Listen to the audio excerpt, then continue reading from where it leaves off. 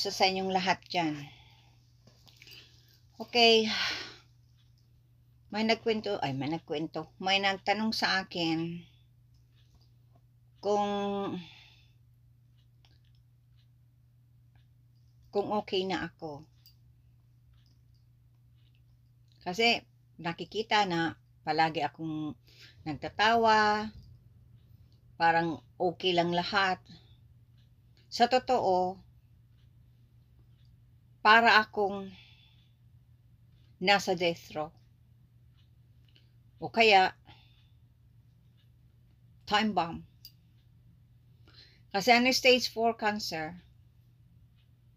unpredictable yan. Pag nagbaba yung immunity system ko, pwedeng kumalat sa buong katawan ko. Kasi nga, nakalabas na sa tinatawag na boundary line. Kaya, yun ang mahirap.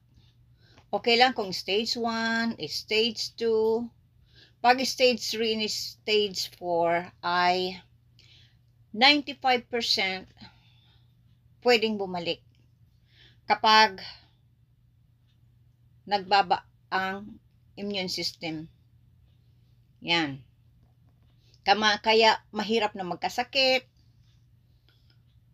For example, yung magkaroon ka ng flu, o kung ano-ano pang mga sakit na pwedeng yun na magiging dahilan para bumaba ang inyong immune system. Kaya ako palagi akong parang okay lang. Kasi anong magagawa ko? Nandyan na. Kaya nga ako nagkasakit dahil sa sobra kong stress. So, sobrang stress na binigay sa akin, sobrang stress na mga linuko ako, kaliwat kanan ng mga taong tiniwalaan ko. Yan pala, mahirap pag nagtiwala kang sobra. Dahil hindi mo alam, yun, lulukuhin ka lang. Yan, sa sobra kong hinanakit, sakit ng loob sa mga ginawang pangluloko sa akin, tapos mga stress na dumating sa buhay ko. Yung mga tao, dati 'di ba, maraming nagbabash sa akin, mga haters. Sana hindi ko yung pinatulan. Sana hinayaan ko na lang silang laitin ako, i-bash ako, pero yun, tao lang ako, nasaktan, kaya yun, pumapatol din, pero malaking pagkakamali. Ngayon, mayroon pa minsan-minsan, mayroon pa rin na nagbabash sa akin. Pero hindi ko na, pinapabayaan ko na lang, hindi ko na pinapansin talaga, hayaan ko na lang. Kasi anong mapapala ako sa mga taong iyon, mga narcissist yun, mga sociopath. Kaya hindi mo dapat talagang patulan. Kasi kung habang pumapatol ka sa kanila, lalo silang nasisiyahan. Iyon ang ugali ng mga narcissist at sociopath. Kaya hindi ko na pinapansin.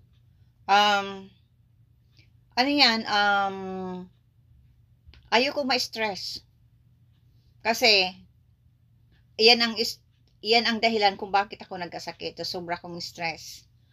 Kaya, pag nagbibigay sa akin ng stress, hinahayaan ko na lang. Pinapabayaan ko na lang. Kasi ano naman mapapala ko kung kung maapektuhan ako, paapekto ako. Kaya yun. Anyway, maraming salamat sa panonood nyo. God bless everyone. Sa iyong mga nag-pray sa akin noon.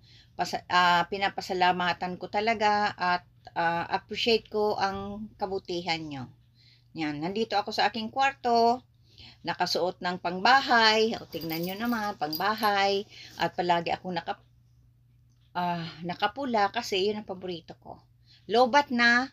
Kaya God bless everyone. Huwag kayong magtulad sa akin na magpa-stress kasi madali lang ang magkasakit. Kaya maraming salamat.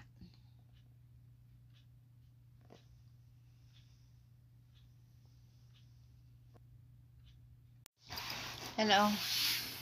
Okay. Nung nagkasakit ako, September 5th, Sunday, 2021, na-shock talaga ako na nagkaroon ako ng carcinoma, ovarian cancer stage 4. Pero maraming hindi naniniwala sa akin. May mga pamilya ako, ibang pamilya, na hindi naniniwala na meron akong cancer. Ang sabi nga, ano lang daw na nagpe-pretend lang ako, kailangan ko ng attention, kailangan ko ng publicity. Yun, pero wala naman daw akong sakit at ano daw, na misdiagnose daw ako ng doktor ko. Hindi daw totoo may sakit ako. Hindi nga talaga ako pinaniwalaan. Kasi akong tao na kahit ako hirap na, hindi ako nagpapakita na ano yan, kawawang-kawawa ako. Kaya habang kaya ko pang kumilos, nakilos ako. Habang ako nagkikimo, hindi ako nagpapakita sa mga anak ko. Ayoko nilang makita ako na gano'n ang sitwasyon ko. Yun. Kaya, ang akala nila, kasi kahit ako mayroong sakit, ay hindi naniniwala na mayroon akong sakit. Kaya yun nga, naisip ko, wala na akong pangarap sa buhay. Hindi, yun na lang, kumain, manood ng TV, mag-video, magpanood ng TikTok, manood ng mga vloggers, manood ng mga mga simba, mga sa TV, yung sa YouTube, at mga sa mga manonood ako ng mga vloggers tungkol sa mga artista, yun. Pero wala na yung mga pangarap kong iyon. Wala na.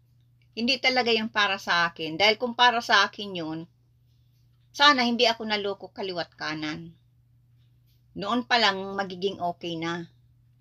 Noong in 1994. At hindi rin ako maluloko noong 2009 ni Paulo Buera na Peking director. Yan, hindi ako maluloko. At kung ano-ano, sino-sino pang nangloko sa akin. Hindi ako maluloko. Kaya lang, yun talagang naging kapalaran ko. Yung tulad ni James,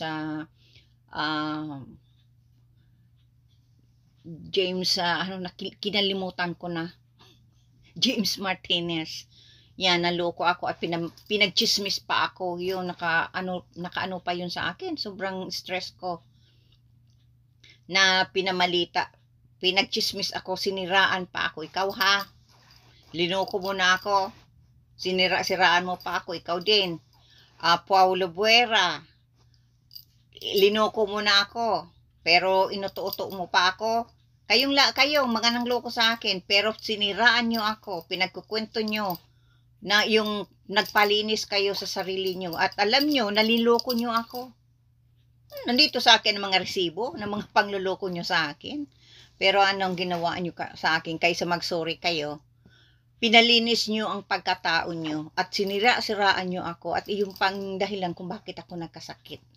Sa sobra kong stress. Lahat, maraming sa akin. Nangloko talaga sa akin. Pero ko na lang yan. Pinagsa Diyos ko na lang. Sige, alam ko madarating ang araw na makakarma rin kayo sa mga ginawa nyo sa akin. Hindi man ngayon, pero darating yun. Ang araw na iyon na yung mga nangloko sa akin, na pinirahan ako ng mga uuto-utong mga business, makakarma rin kayo. Hindi ngayon, pero darating yun. Yan. Promise ko yan sa inyo. Darating yun sa inyo. Kaya,